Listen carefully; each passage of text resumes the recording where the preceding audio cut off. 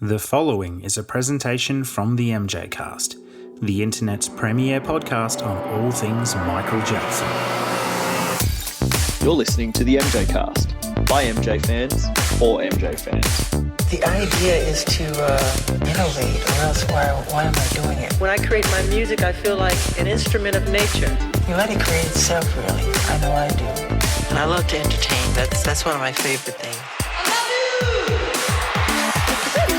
I love my fans. Just simply Michael Jackson. Welcome to the MJCast, your source of news and discussion on the King of Pop. Okay, so I don't know if you guys listen to my podcast at all, but I did enjoy them. Oh, I appreciate that. But I really enjoyed the movie. I thought it was great. I mean, okay, I say great, but I mean, it's weird to say great when I mean it's great for a Michael Jackson biopic. Aside from the Jacksons, the Jackson movie, there hasn't been something that was very fantastic. And so, to me, I think this one was a worthy addition. I wish it was longer. I wish they would have spent more time on Navi pronouncing his accent. I wish they would have worked more on that because they had the time. They could have spent more time on that. But I did enjoy it. I really did. And I can't say too many bad things about it unless I do wish it was longer, and I wish they would have spent more time on Navi. I thought some of the editing was dodgy, like some of the scenes just went far too long, and some of them probably could have been longer. Or didn't need to be in there. Or didn't need to be in there.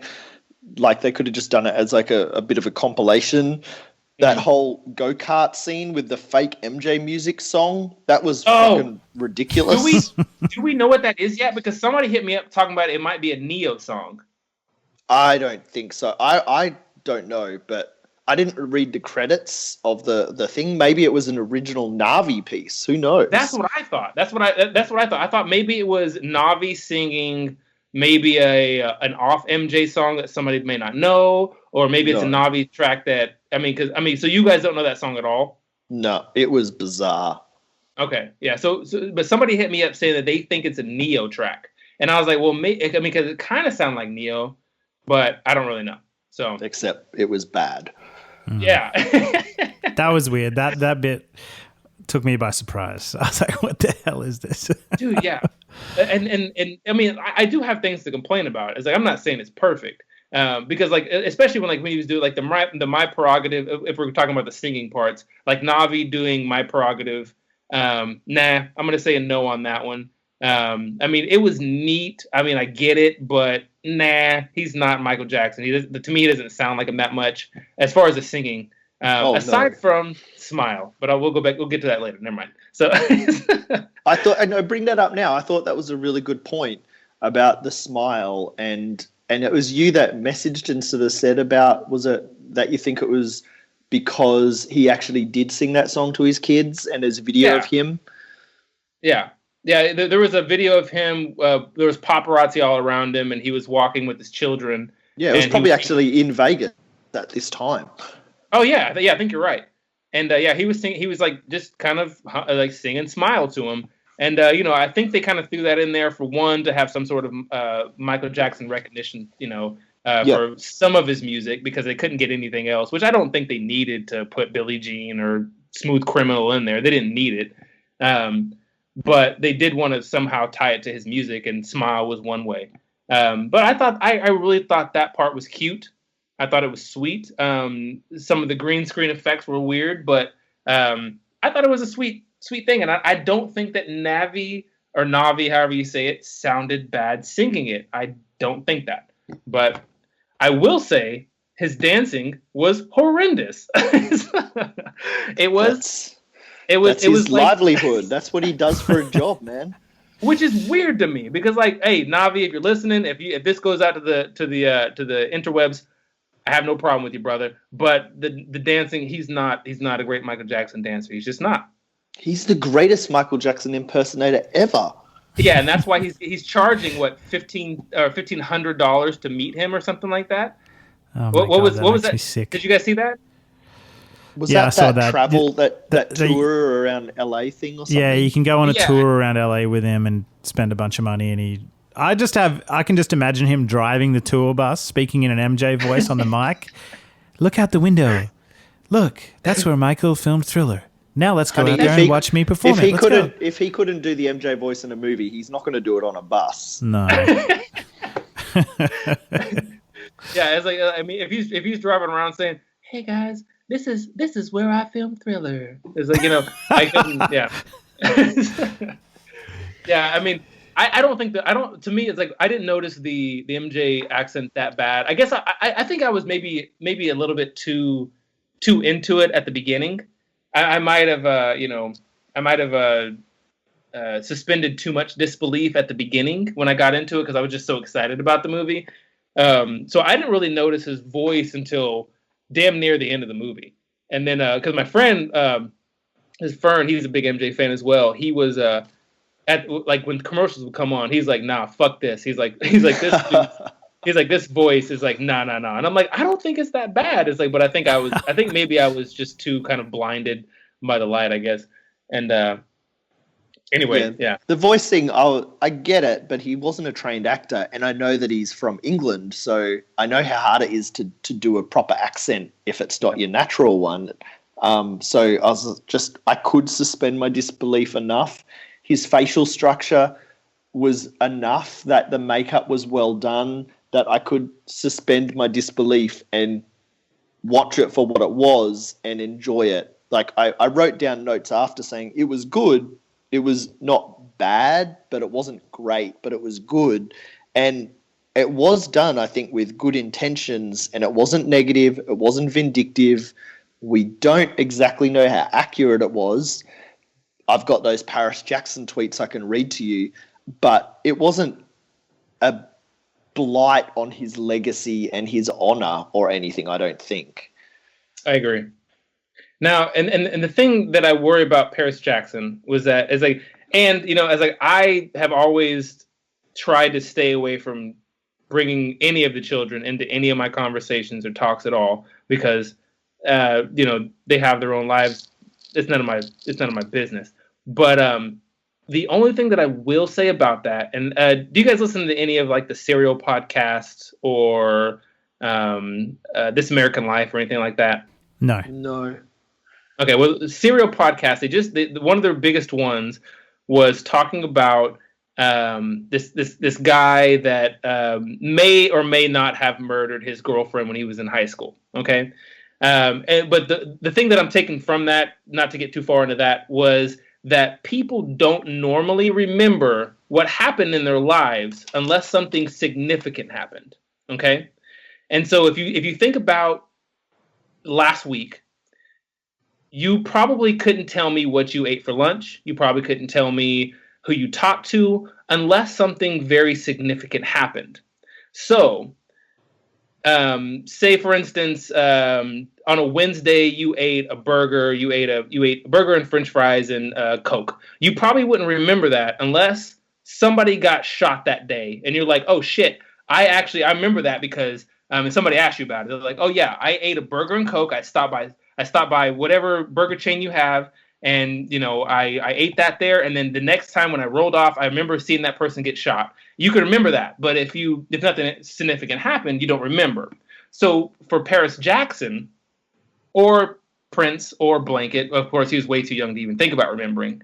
They wouldn't remember something like this because this was just another person that came into their life. It was just another security guard, another person for Michael Jackson to be like, "Hey, this is the new guy, blah, blah." I'm not saying this is accurate. All I'm saying is this is what I think.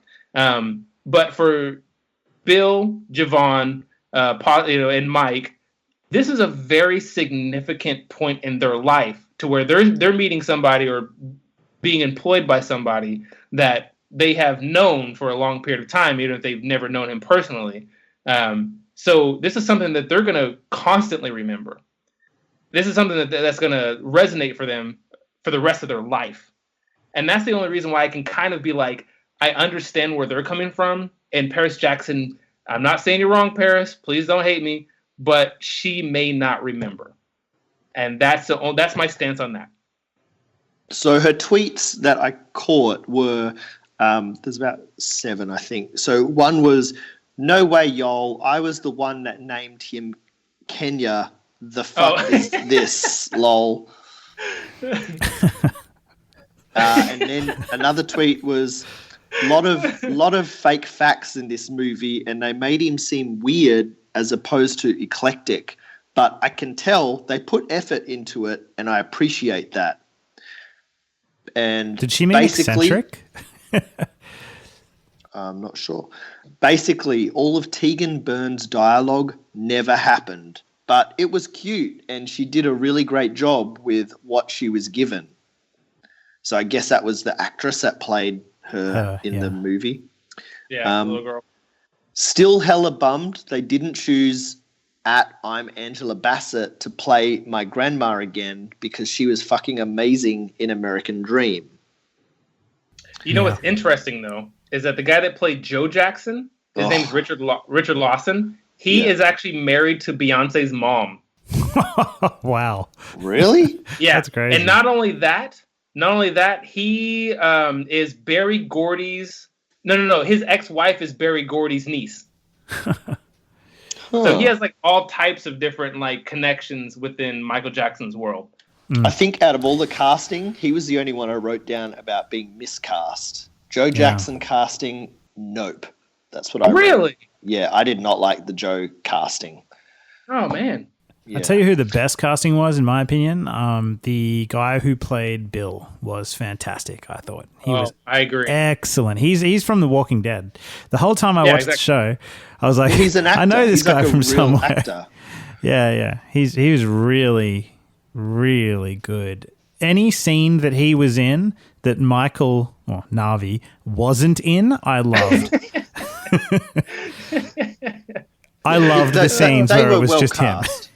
Yeah, they were both well cast. The Paris last tweet that I caught was, people must have had a go at her about everything that she says, but about what she was saying about the actress portraying her. And she said, "Not attacking. I said she did a great job, and I was simply clarifying that the scriptwriters were inaccurate with the dialogue. Lol, damn." But then most of these tweets, I'm pretty sure, were deleted. So maybe she was getting too much hassle. I mean, no, she has the right to say that. I mean, why not? I mean, I don't think that's disrespectful at all. It's like my whole rant is like stupid now because like her kind of tweets really weren't that bad. She wasn't saying that this or this didn't happen. She was saying, yeah, I named the dog. So yeah, and maybe like some other stuff was inaccurate about what Paris was sort of saying. So yeah, in a way, what you're saying, because it's just everyday life for her, and it is hard to remember everyday life. But if it was something that she remembered, apparently it might not have been accurate. But a lot of the scenes that where it's Michael and Paris, the bodyguards aren't even there. So how could they write an accurate scene based on the bodyguard's information? Bingo. What they should have done, if they really wanted to have scenes with Paris and Michael, they should have gone to the family and said, "Hey, Paris, we want to put a couple of scenes in here where it was just you and your dad. Talk to us about some of the conversations you guys had alone." That would have been better. That whole dancing part with them, on the steps is like, why? It's like, that didn't need to be there for one. And it's like, because for one, if that was between them two, you don't know that even happened. It was like, that was for sure a fabrication. Also, the whole, I mean, the blanket dancing in Vegas with when he had the motorcycle helmet on, it didn't need to be in there. It's like, it didn't need to be in there. There was no reason to have it there. It probably never even happened. So yeah, I don't know. Some of those things is like, I understand it was cute for the movie, and it did paint Michael Jackson in a cute light. But stick to the script, because to me, if they would have stuck to the book, I think people really would have related to it a lot better than putting in this fluff. They put in fluff, this froth. Yes. Yeah, I agree. Like, I don't need to rewatch it ever. I've seen it once. Like, I don't think I ever need to see it again. But I didn't hate it, for sure. Yeah, I'm weird, man. I have this weird reaction when I watch things like this where I just can't do it. Like, I can't stomach it. I watch 10 minutes of it, and every minute that goes on, I just have this innate sense of just rejection. I'm like, this is not Michael. I can't do this. It was just I know he's an actor and I know it's a movie, but I just can't enjoy biopics in general. And that's not just for Michael. That's like, I've seen the Steve Jobs ones, any biopic about a person that I really know well and love and watch and see lots of footage of, original footage. I can't do it. Because you're more...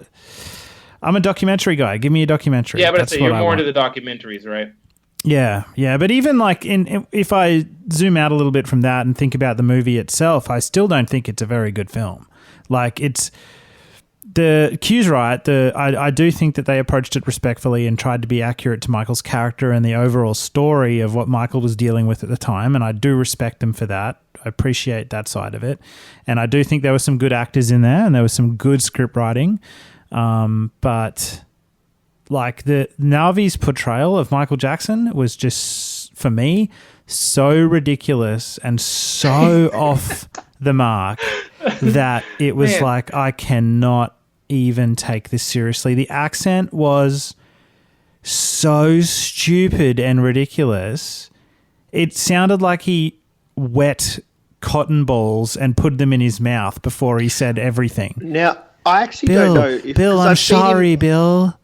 Bill, I'm sorry. In interviews, does he have, like, not just an accent, but is that his normal speaking voice? Because he sounds like that in interviews as well. Yeah, I think so. No. He does not, like, I was watching some stuff because, like, when I was like finished up the interview for Bill, like, I watched a bunch of the interviews with him, and he does not talk like that. He does not talk like his portrayal of Michael in the movie.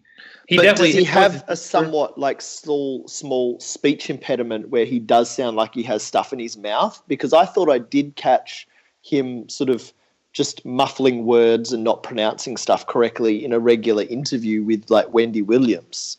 The Wendy Williams interview, I don't know. I don't like Wendy Williams to begin with. No, she's awful. I'm not a big fan of her. I didn't watch a lot of that, but I think he was putting on the act for that. So I think that might have been part of the accent as well.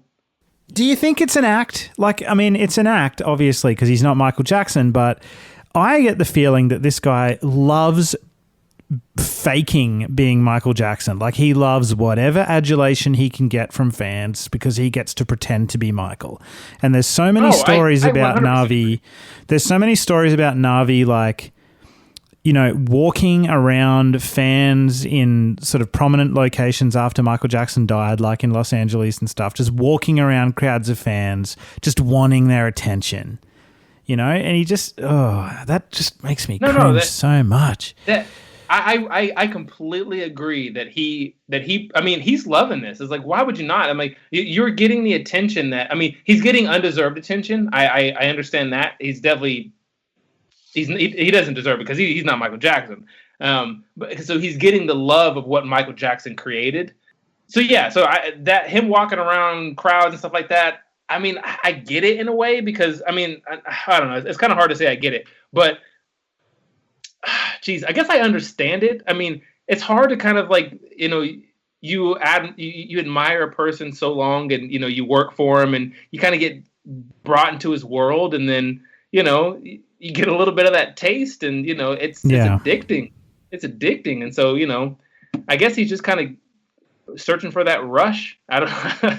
He did a couple of things well. Like, I will say, you know, even though I hated nearly everything about him in the movie, the scenes that was not close up, like the far away shots, where he was like, you couldn't really see his face at all, but like where he was sort of walking from place to place, he had the walk down pat and the wigs were down pat. That, like, those sort of things where it was far away shots, I thought he did an okay job. But as soon as the camera was closer than 10 meters off his face and he started talking, no. See, I think he did fine. I think he did better than, except for the American Dream cast, I think he did better than any of the other biopics and sort of TV Michael sort of the TV fake Michaels that they rolled out, and I thought he was fine. I just felt like he portrayed Michael like in a way that Michael wasn't. Like I've seen that much footage of Michael from that era. Of him I'm talking. not saying he was accurate at all like that, but I think he did fine. And don't you think as well the script? Don't you think the script portrayed Michael like a childish, paranoid psychopath, rather than I wrote down it made him like flaky. Like, you know, the whole scene with the Wonderland and he wanted pandas. Oh, Bill, get me some pandas. Like, I don't know if that happened, but that was flaky as hell. Okay. So you guys, honest got to tell me. It's like, because I know you guys have read all the same books that I have. And like, you guys probably know more than I do about Michael Jackson. You guys don't seriously think that like at one point, Michael could have been like, I mean, maybe not pandas, but Michael could have been like, hey, could you get me 4 koala bears and a jukebox machine? It's like you guys don't. I mean, to me, I know it sounds crazy, but I think that Michael Jackson was one of those people that like because he could get whatever he wanted at any point, and so I seriously think that maybe the pandas was Michael kind of knowing that he could get them, but not really serious. I mean, because the panda thing was never in the book. It wasn't pandas. It was actually was it a Ferris wheel? It was a Ferris wheel. And so he had told Bill, hey, I want that Ferris wheel. And there's also other times where he wanted a Spider-Man thing off of a pole. And it's like, they would get these things for Michael. And so like, and there was the Simpsons movie. What is it called?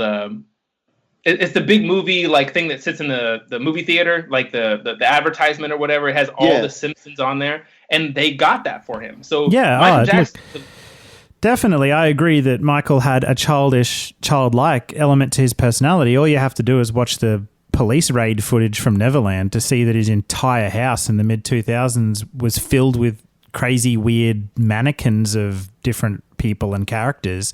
Like he had that element to him for sure, but he was such a complex personality. That wasn't the only side to him. There was an intelligent, incredibly smart businessman that was plotting his comeback to the world. He was working in the studio during this time with some of the most creative, amazing people in the world, and they didn't show any of that. Where are the scenes with Brad Buxer coming to Michael's house in Vegas to work on music? Where are the scenes where Michael's going to the studio with Will.i.am?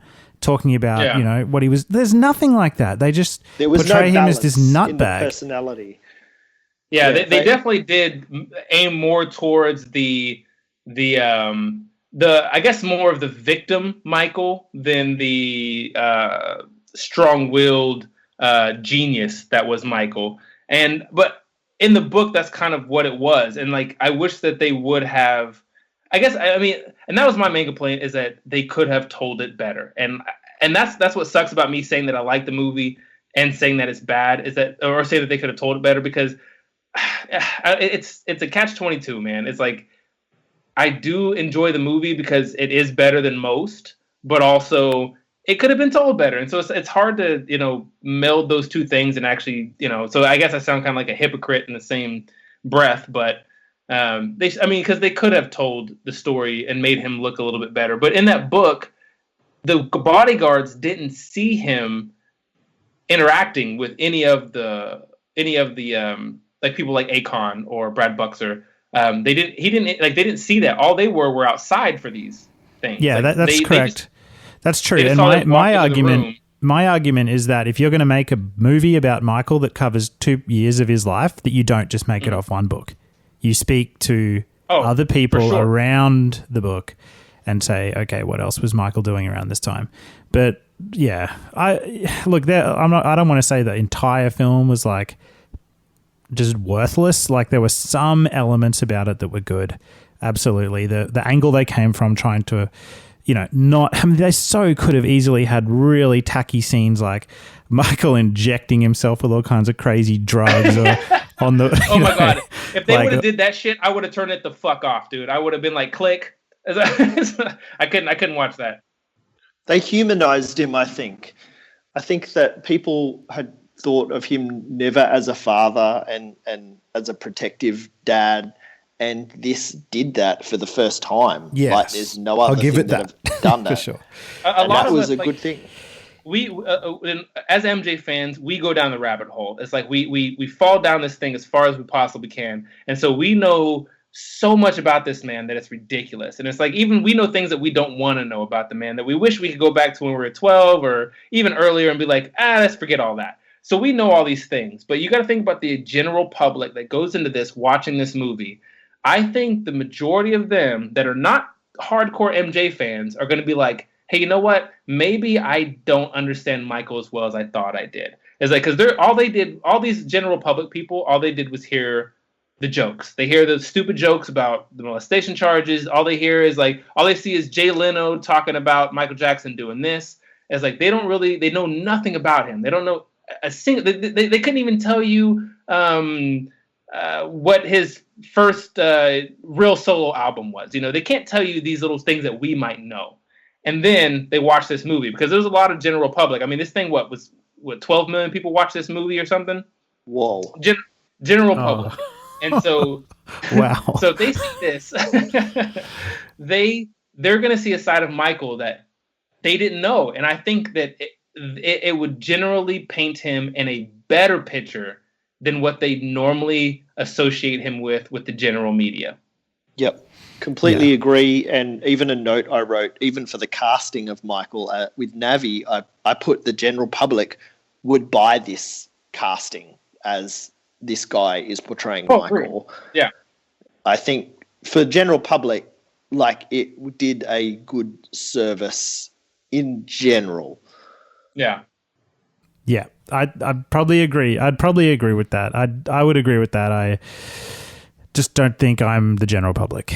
So we're all rabbit hole. We're all crazy rabbit hole fans. Yeah. So, you know what I wish they would do? And I was thinking about this yesterday. I would love it if the estate and the family worked on a 10-part Netflix doco about Michael's life that started from the Jackson 5 all the way to the end. Get every bit of footage they can and just tell this whole story with footage of him. That'd be... I got a question for you. Why do you think the estate put out these documentaries like Bad 25 and the Off the Wall one as these weird Thanksgiving specials on like TV stations, and why don't they work with Amazon or Netflix? Like, I'll give you one reason. Money. It's always money. Everything is money. ABC's paying the most. It's like Netflix isn't going to pay that much. ABC is like, you're saying Netflix. I mean, not Netflix. Thanksgiving, you have a Michael Jackson special. All you got to do is say Michael Jackson holiday, and then everybody's going to watch it because it's Michael Jackson. So it's money. It's always money. Yeah. It's never integrity. It's never like, let's do the best thing to show Michael Jackson in the best light. I mean, I'll say that even about Searching for Neverland. As much as I do like the movie, it was made for money. It wasn't made to make Michael Jackson look better. It was made for money because the book was already out. They made this 12 people to watch it. Lifetime were like, hey, can we buy your rights to your book? We think this will air a lot and get a lot of ad revenue because it's got Michael Jackson attached, and we're becoming, we have this reputation for these biofilms. So what perfect next person down the list we can go as Michael Jackson. Yeah. It's money. It's like I bought Lifetime because I don't have cable. So I bought Lifetime as a this thing called Sling TV. So I bought the Lifetime network just to watch this movie. And then when we were talking about doing the interviews, I was like, I had to watch it again because I watched it a couple times on Lifetime. So I bought it off Amazon for $5. So it's like it's money. I mean, it's always about money. Unfortunately. Have you seen any of the other Lifetime biopics? I watched the end of the Whitney Houston one right before the MJ thing, but I have not seen the full thing. I have the impression that this is probably one of their better efforts for sure. I think it's their best one. Yeah. Okay. There was the TLC one. I don't remember if that was Aaliyah one, I think, as well. And a Britney one. Oh, the Britney one I refuse to watch. I just heard it was that bad. I saw the person they cast for Justin Timberlake, and I'm like, nah, I'm not watching that. Yeah, that was hilarious. I might give it another go. Maybe I should give it another go today. You guys have No, sort of. you're not gonna. Are you talking about Neverland? But everyone, I'm like the only guy. Every person I speak to, even okay, get this. If this segment ever gets heard by people, they're going to be shocked by what I'm about to say. Charles Thompson liked Searching for Neverland. No way. I'm serious. No way. Charles Thompson doesn't like anything. He hates everything. he liked Searching for Neverland. Oh my god. I feel like I'm the only person in the world that hates this thing. I should probably try it again. I should watch it again. I read some Facebook and tweets out, which you never got back to me about which ones I should read. So I sort of just had to quickly pick as I went along, and some of them were very against it. Oh, so yeah. Well, you're not the only one. But they were Michael fans. Again, that was feedback from Michael fans. It's only Michael fans that I've heard negative stuff. Like if you, at the time, clicked on the hashtag and just the general public, they loved it. It was only Michael fans that had bad things. Like when I was watching the movie, I was shy. I didn't want to because I'm an idiot. So I was enjoying the movie, but I was going through all the Twitter, and I hit Searching for Neverland, and then also Michael Jackson movie. And I was going through those hashtags, and to me, it was very 50-50. There were some people that were saying, this guy sucks as Michael Jackson, and then there was other people saying, this is amazing, this guy's great. It's like, then there was like, oh, I love this movie. Other people, I hate this movie. So to me, it was very 50-50. I don't think that there was actually a definitive on this movie at all. I mean, I'll keep saying that I like it, but I don't know. Searching for Neverland.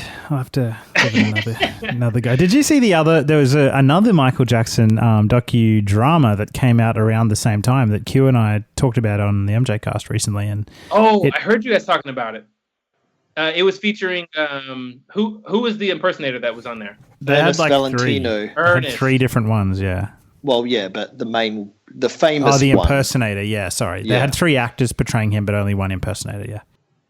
I have not seen it. I started watching it on YouTube after you guys, because I listened to your podcast about it. I did not get through it, so I don't really know. But to me, it's like that one, the parts that I did see, because I watched the Ernest Valentino part of it, to me, it seemed more like of a, not really a movie, but... a reenactment. Reenactment, yeah. It seemed like one of those like crime drama reenactment movies or whatever. It didn't really seem like a movie. It wasn't. No, it was a docudrama. Yeah, it wasn't a movie. So how did you feel? Because I remember because you weren't on that episode, were you, Jamon? I think I was. Yeah. Were you on that episode? Yeah. I was. I didn't mind that one too much. Like I prefer a docudrama than a movie, but again, the scenes, because the whole point of that is here's some recreations. Let's watch some recreations to see what we're talking about could have been like. So in the context, it was I could stomach it a little bit more, but hey. It's you know what, this is the only thing, the only saving grace for Searching for Neverland for me is that it's better than Man in the Mirror, because anything can be better than Man in the Mirror. Yep. Well, I talked about it. I think I was talking about it to somebody on Twitter about how everybody's like, well, the Jacksons is the best portrayal of Michael. It's like, but I agree with that. It's like what's his name? Jesus, I always forget his name. Wiley Draper, which played Michael Jackson in the Jacksons movie. To me, the best portrayal of Michael Jackson at that point, Yep. But there hasn't been any, nobody told the story after that. And so everybody's like, well, this is the best Michael Jackson movie ever. And I agree with that. Yeah, it's a very, very, very good movie. It's 5 hours long. It's a long movie. everything's portrayed really well off of a lot of the Jacksons saying it and a lot of the Jacksons books. Even if they lie sometimes, that's nothing. But it's a very, very good movie. But there has not been anything past that. I mean, that was Thriller. There's no Bad. There's no Dangerous. There's no History. There's no Invincible. There's nothing anywhere past that. So they got to 1983 or 1982 or 1984 at the latest, maybe. And so for them to say that this is the best Michael Jackson movie and this is going to be the only good Michael Jackson movie, it's just not true. It's like you're not telling even part of the story. Michael Jackson's life was the best at that point. It's like there's still a whole million hours of footage that we need to talk about. So I think that when it comes down to it, this movie is a very, very, very good addition to that storybook because unfortunately, okay, and that's the next question I want to ask you guys because I talked a little bit about it on my thing. How can they do a good Michael Jackson movie? How? Because we know that not everybody's going to be pleased with a Michael Jackson impersonator. Not one person can play Michael Jackson because he did change himself so drastically throughout the years, with his illnesses and with the plastic surgery. And it can't just be a 2-hour movie. We can't have Ray. We can't have, the Johnny Cash, movie. It's like it cannot be a 2-hour movie because his life was just too grandiose. So how can he be portrayed in you guys' opinions? In documentary form, I think. Only? Because there's enough footage. There's footage from pretty much everything that you would want, that you could make a 10, 20-part documentary series that traces everything from, if you want to go all the way back to the start to before J5, all the way to the very end. It's already documented. So if we're saying like we can't, I mean, I'm talking about like major motion picture, blockbuster movie. So a 2-hour film, a 2-hour film, a 2.5-hour film, the best way. I don't know if you could. I remember your point about the CG, and I think that we will get to that point where they can do that in maybe 10, 20 years, that it would be believable enough. And then if they can make it look believable enough, the issue becomes the story and the script. And you'll need, if you're going to fit it in, if it's an actual movie, a movie is 2.5 hours, like maybe 3 if you're like Peter Jackson. But if you're going to do like a 2.5 hour, 3-hour thing, then you're going to have a kick-ass scriptwriter to actually condense everything into something that's short. So if you can get it to look amazing through technology in the future, by getting an absolutely amazing performer that you can then put a CG face on, or getting the footage and sort of using CG to copy actual footage of Michael, then the story is going to be the issue, and you can't condense something like this down into 3 hours unless you're only telling a 2-year stretch of that story. Yeah. Yeah, I don't. Yeah. I can't see it being possible. Sorry, Jenkins. I can't at all. Like you can't. Like Michael's life was so big. He had 3 careers, 3 major child abuse allegations. You just can't condense it into that short amount of time, really, without making each little thing too small. The only way I could see that it would be possible is if you focus on particular elements of Michael's life, certain aspects of Michael's life that you think are crucial to his story. The film I always go back to that I think did a reasonable job of showing him, portraying an actor would be the movie about Bob Dylan called I'm Not There. I don't know if you've seen it or have heard of it, but they totally don't even try to recreate his image as closely as possible. It's like an art house film where they get wildly different looking characters playing him at different points of his life. They have a black kid playing him at one point. They have a woman playing him in his older years. really? Kate The Blanchett. Kate Blanchett, yeah. Yeah, they have totally different looking people cast as him, and the way they go about it is like, well, Bob Dylan was a lot of different things to different people, so we're going to show him as what he could have, been perceived as to different people, and it's very artistic, very art house, and that they could kind of do something like that with Michael, I think. MJ fans would that actually hate sounds that. amazing. MJ yeah, fans would hate it. Would hate it, yes. Yeah, I mean, maybe not for an MJ film, but that I kind of want to watch that now because that actually sounds amazing. It's for maybe not for Michael, but I mean, like that. I want to watch that movie. That movie sounds cool.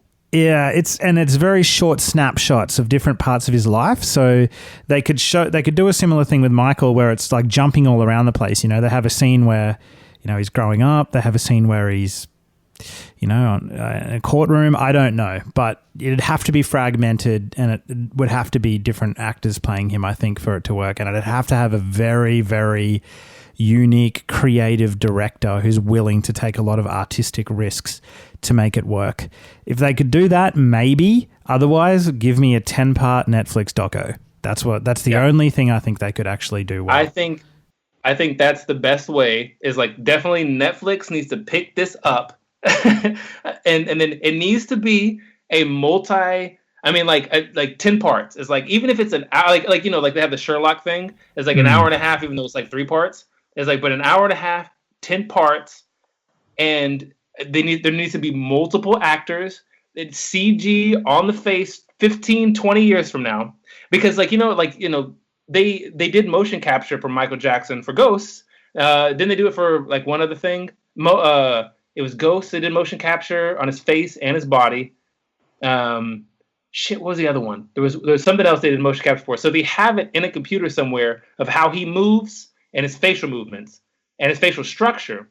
So they can actually take this and make it into an actual CG Michael Jackson. Maybe not the full body. That would be weird. But the face at least. Well, and they could also use, I mean, the new Star Wars Rogue One is a great example of how they can recreate, deceased actors using CGI and make it pretty believable.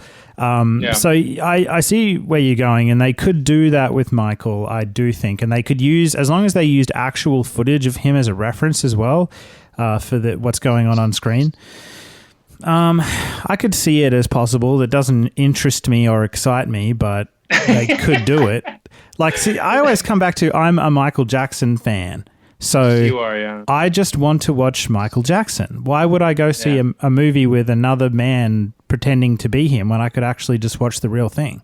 But I got to always snap myself out of that mindset because it's not for me. It's for the general public, like you say, and it could be a successful thing. So as long as they're as close to the original footage as they could be, that would be good. Not only like just the idea of having this huge Michael Jackson movie that's a 10-part, hour and a half each episode series. It's like you put Michael Jackson's name on something, it's massive, no matter what. It's like people want to deny it sometimes, but Michael Jackson's name still holds a lot of weight.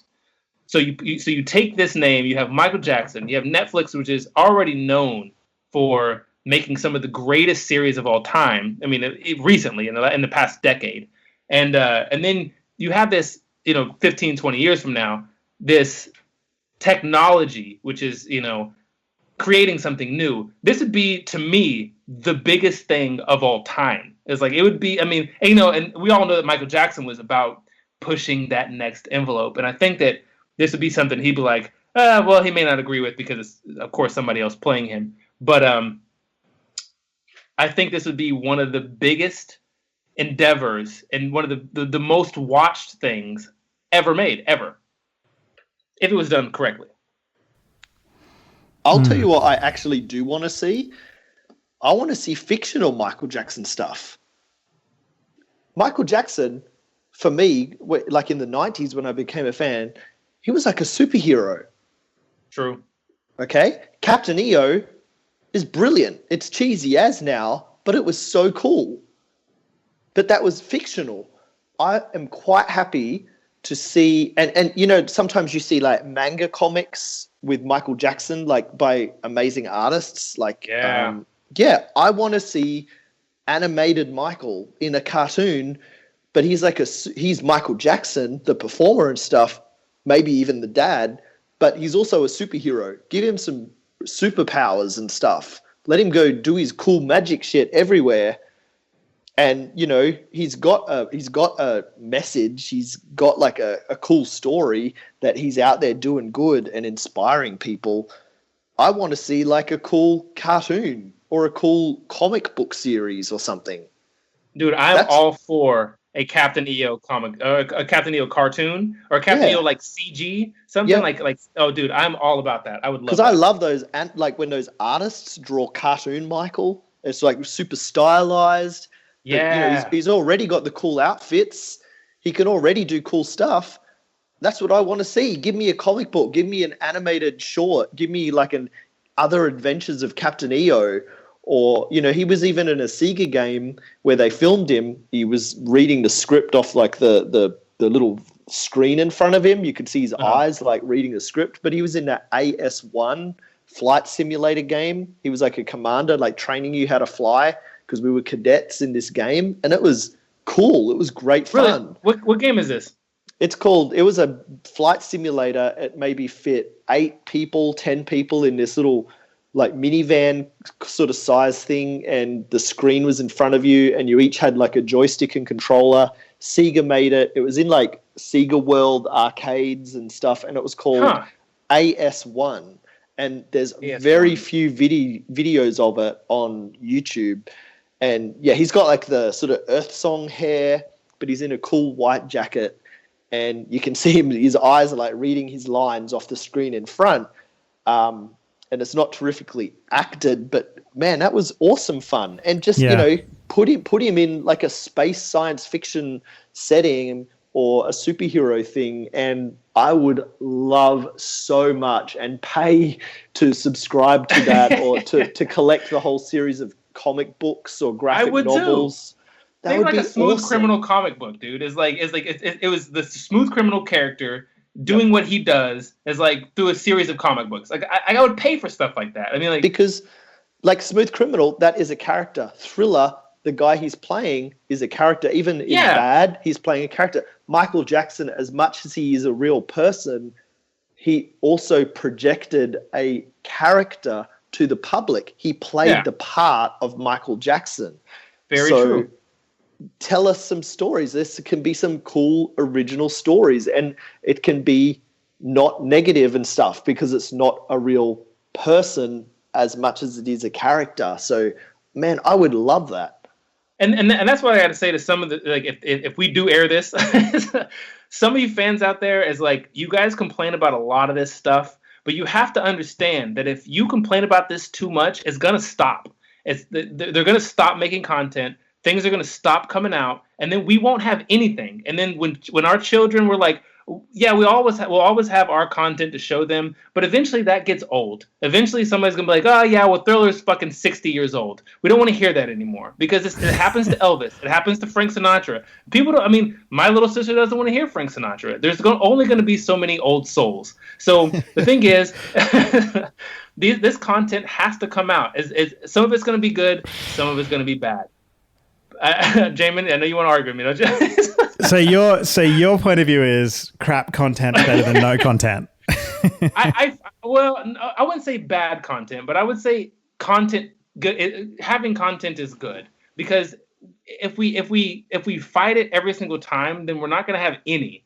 And if we don't have any, then kids are not going to learn that. They're not going to know who Michael Jackson is by the time that we're old. I think as long as they do it respectfully and they strive to do it the best quality and put the best effort in and keep the standard high, I totally agree with that. But if they're not going to and they're only going to put half-assed effort into it and bad quality stuff, then that's damaging. But if they do it and put it in like the effort, then absolutely go for it. Because let's be honest, like Escape came out and all that. A Michael Jackson album is not going to be number one on the charts. A song might be a number one single, and it was with Justin Timberlake, but And Michael Jackson album now, it is not going to go to number one. The music industry now will not facilitate that because it's so different. It is not the same industry it was when he was getting number one albums. And he's not here to promote the music. And he's not here to promote it. So it's not going to happen. And that's just like a fantasy that fans are like, let's just hashtag this and get it to number one. That's not how this shit works. Yeah.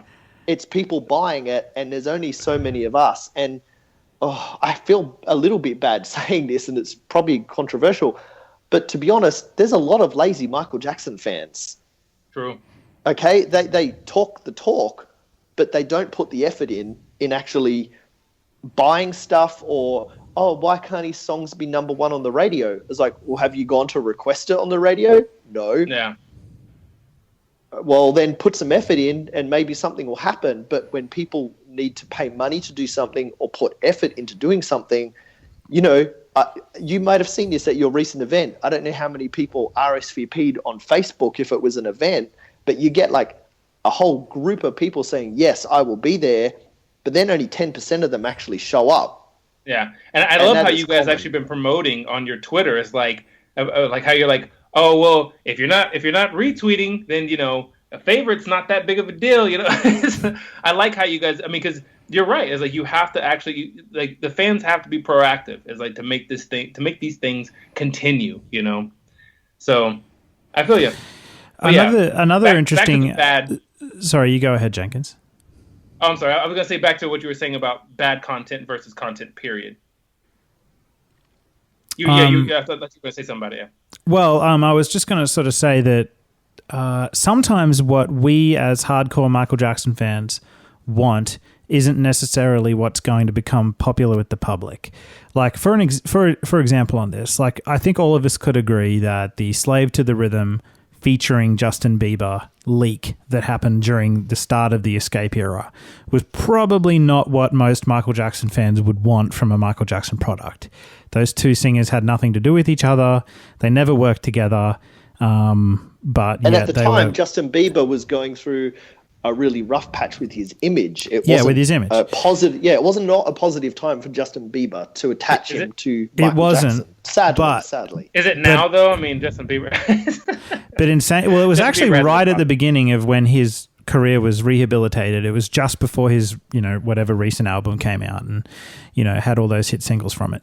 But anyway, the point I'm making is that that song had a massive groundswell around it and a massive feeling of excitement around it at the time. When it was leaked, radio stations all over the world were going psycho about it. They were playing it. The song was on track to being Michael's best chance at a number one hit since he passed away. But for whatever reason, the project was canned and it never went anywhere after that, even though it was really popular. So my point is that even though we probably wouldn't have liked that song to come out, and I'm personally glad it didn't, if it had have, Michael could have been at number one again, easily. It got canned because of the fan reaction. I can guarantee that's why. The negative reaction from the fans directly had an impact on that being cancelled. And then they went and got Justin Timberlake. Yeah, I think so too. But I think that the reaction from the public was very different from the reaction from the fans. Which is nearly always the case. Yeah. So that is an interesting side of it. And I think that goes back to sort of what you're saying, Jenkins, as well, is that sometimes fans have to realize, and myself included with the Navi thing, sometimes fans have to realize that what's going to get Michael's name out to the general public might not be what we want. Sometimes. Well, I think we need to pick our battles. Is like, and it's difficult because we all are so passionate about this love that we have for this guy that we do tend to be a little foggy-eyed when it comes to certain things. Like we were all completely fucking correct about the Elizabeth Taylor, what's that guy's name? Joseph Fiennes thing. That needed to be shut the fuck down. You know, it's like that was just completely fucking ridiculous. I don't even know what they thought 100% doing that thing. That was stupid as shit. But there are other things like maybe this, like the Searching for Neverland, everybody's going to have their opinions. And I'm glad that nobody really kind of went crazy about it, about like, you know, oh, let's get this shut down or whatever. But I mean, we kind of got to be careful because, and I understand it's like I'm not right. None of us are right about what's supposed to be done with the Michael Jackson camp or whatever. What the hell do we know anyway? But we have to understand that if we are too crazy about some of these things, that we might not see anything. And that to me, that's a scary thing because I want to continue to see projects be put out. Even if, because the thing is, of course, Michael was the fucking biggest disaster that we could even have, even more than the Joseph Fine things. That thing was ridiculous. Did not need that. I wish it never would have happened, aside from Behind the Mask. Love that song. That wrecked so much. The Michael album wrecked. I don't think people really understand how much that wrecked. The Michael album terrible. Is responsible for a massive portion of the fan community refusing to buy Sony and estate-related products. No, yeah, you're 100% correct. The people that are going to keep Michael's legacy alive, like 30, 40, 50 years on past his death, are the hardcore fans. Mm-hmm. And they're the people that aren't going to buy anything because of that album. Yeah, you're right.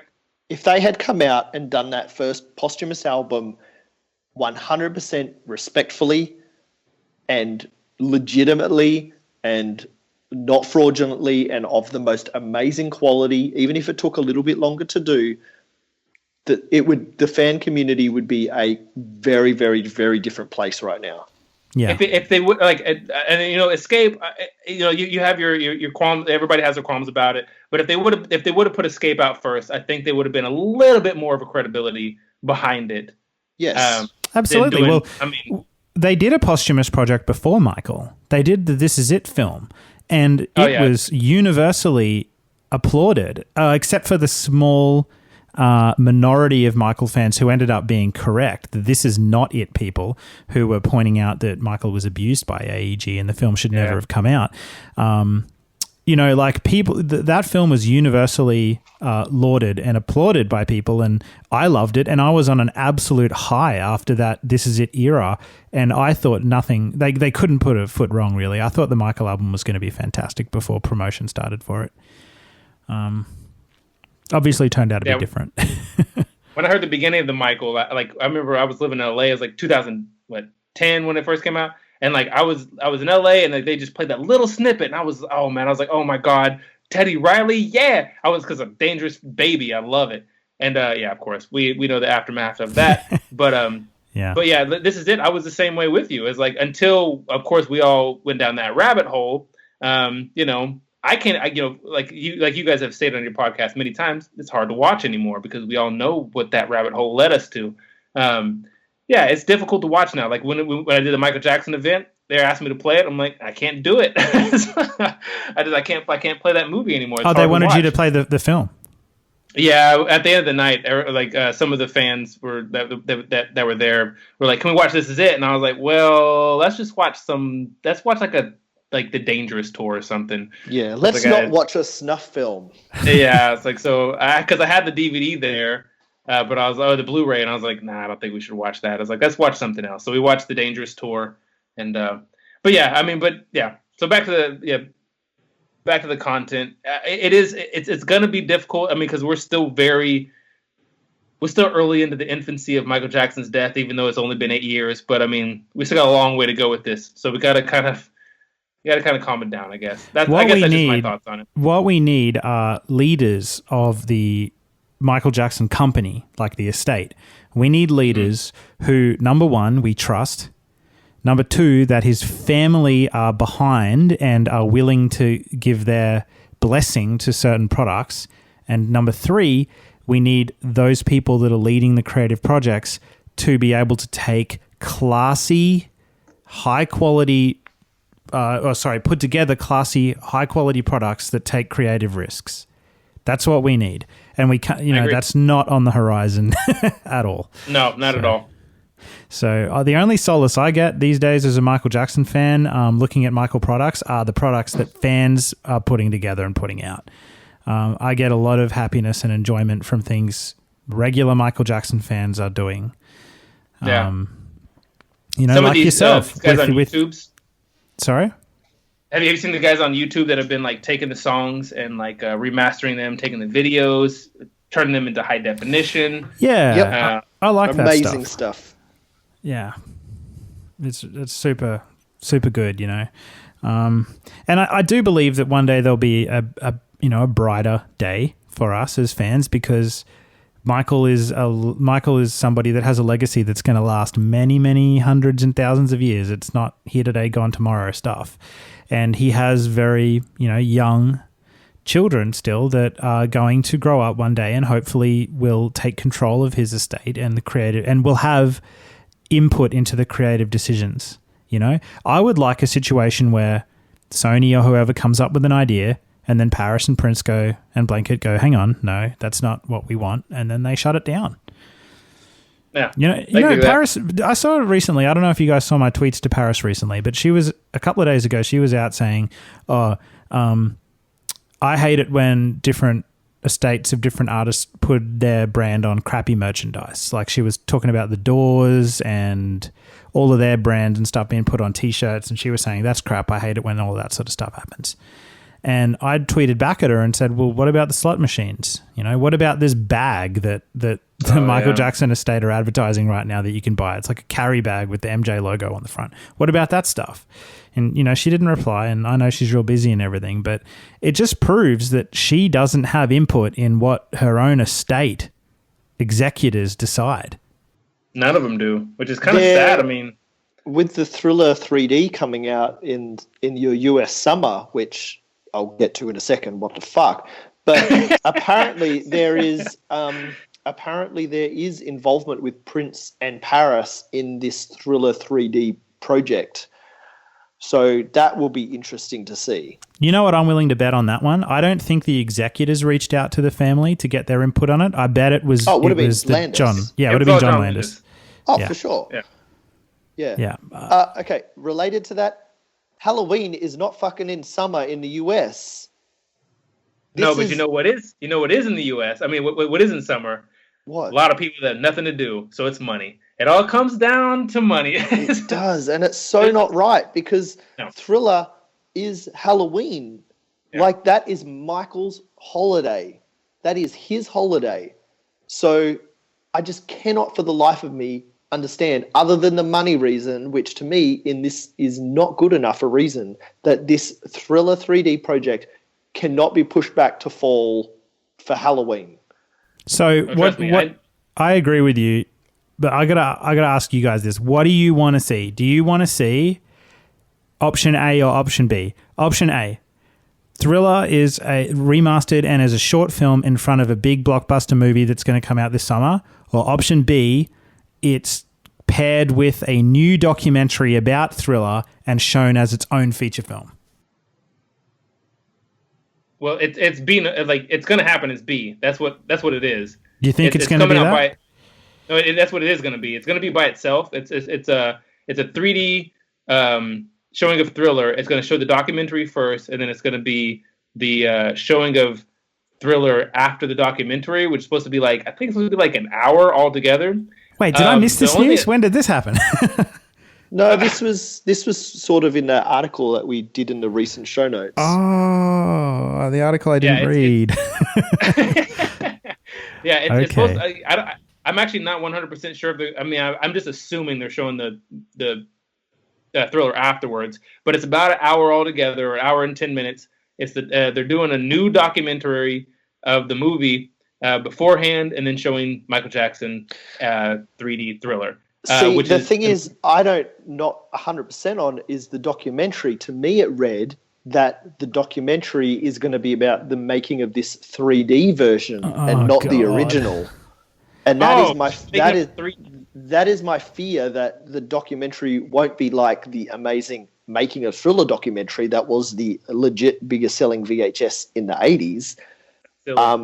I don't know if it is that. That's what I want, but I think the way I read it, and I could be completely wrong, is that the documentary is about this process of remastering Thriller, converting it to 3D, whatever changes they've done to it, because apparently it's a unique experience, so God knows what they've taken out or changed, and then the documentary is about that whole process. That can't be in the cinema. No one's going to go to the movie and watch that except hardcore MJ fans. I think they will. If If Thriller is attached to that and in the same screening, because they called it a bit of a double billing, people will go and see that. I disagree. I think that's silly. Yeah. I don't think so.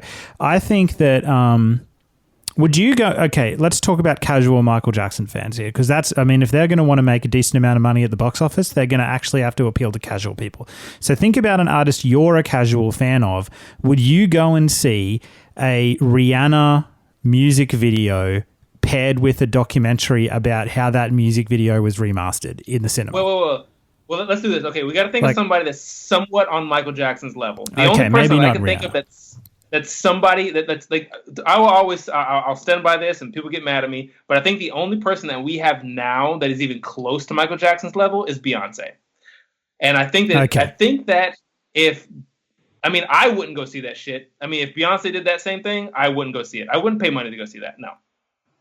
I mean, I don't think so. I don't think if they're doing this as part of it better only be there for one weekend, because it's not lasting more than one weekend. Like, people are not going to go see a Michael Jackson thing. Yeah, it will be a limited run for sure. Like, no more than 2 weeks. I think if they do one weekend, maybe 2, it might work. But I guarantee you 100%. People are not going to go see an hour and 15 minutes making of Thriller and Thriller 3D in theaters. They're just not going to go see it. That's just my prediction now. I don't want to. I hope I'm wrong. I do not want to be right, but I don't think it's going to happen. I'm going to be there. I'm going to go watch it. Fucking every single. I'm going to be at every showing. I'm going to disagree slightly. I think people will, but only because the difference is it's Thriller. Thriller is not just a Michael Jackson thing now. It's a cultural, pop culture touch point that is crossed generations and is almost like Star Wars. It was such a big thing, it now has a cult following, and it's become a mythical thing. And I think that people will pay to see that in 3D at the cinema. I would think it's more... oh God, people are going to fillet me for this one. I think it's more... Okay, in this instance, I think it's more like Rocky Horror Picture Show. Yes. I think... Spot on. But I don't think... I mean, because people will go see Rocky Horror Picture Show, but I mean, I don't think it's going to be that big. I want to be wrong. Trust me, I want to be wrong on this. I want it to be huge. I hope it breaks numbers, but I just don't like... If I know my friend circle, I'm the only crazy MJ fanatic in everybody I know.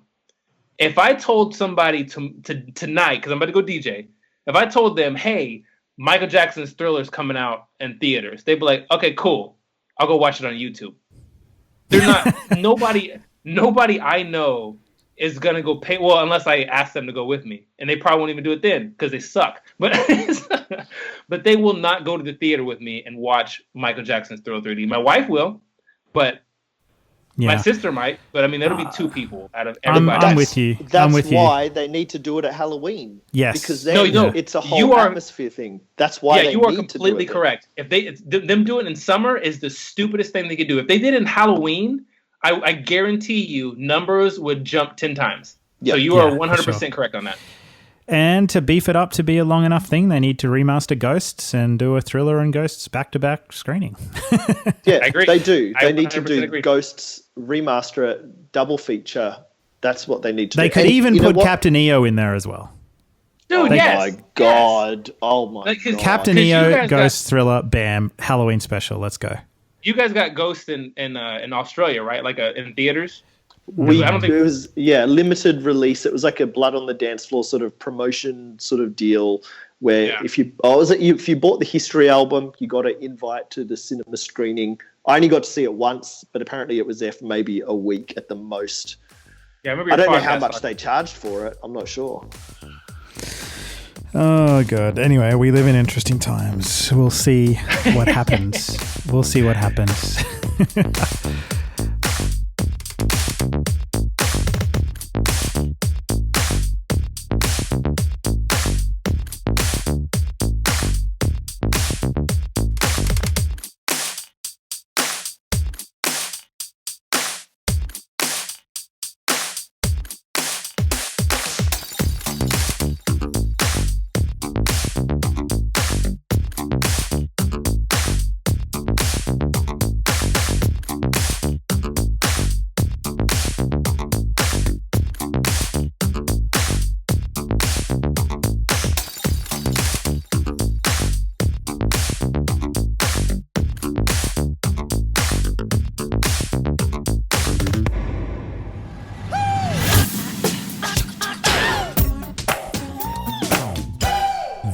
MJCast.